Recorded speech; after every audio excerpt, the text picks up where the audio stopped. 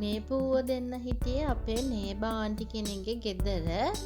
ඔය කහපාට කන් දෙක තියෙන්නේ අම්මා. එයාගේ නම එන්න. එතකොට කළු පාට වලිගි තියෙන්නේ එයාගේ පුතා.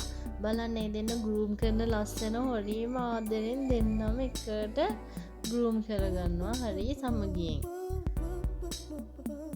ඔය එන්නගේ පුතා හිටපු ගමන් අපේ ගෙදර එහෙම ඇවිල්ලා අපේ වයිට් එක ගෙහෙම එහෙම ඉල්ලන එක්කෙනෙක්.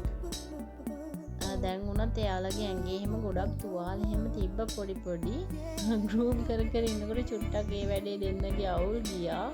බලන්න දැන් ඔරොප්පු මූණෙන් තමයි ඉන්නේ. හැබැයි අර ඇෂ් කලර් එක්කෙනා මෙයාලත් එක්ක ජොයින් වෙන්නේ නැහැ. එයා තනියෙන් ඔන්න ඔහේ පාඩුවේ එයාගේ වැඩක් කරගෙන පැත්තකට වෙලා හිටියා.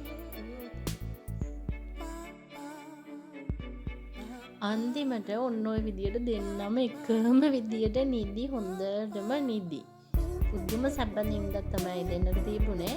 හැබැයි අර ඇෂ් කලර් කෙනා එතකොනුත් ආයෙ යාලත් එක්ක ජොයින් වුණේ නැහැ. එයා තනියෙන් පාපිස්සට වෙලා ගෲම් කරගෙන එයාගේ පාඩුවේ එයා ඔන්නෝම හිටියා.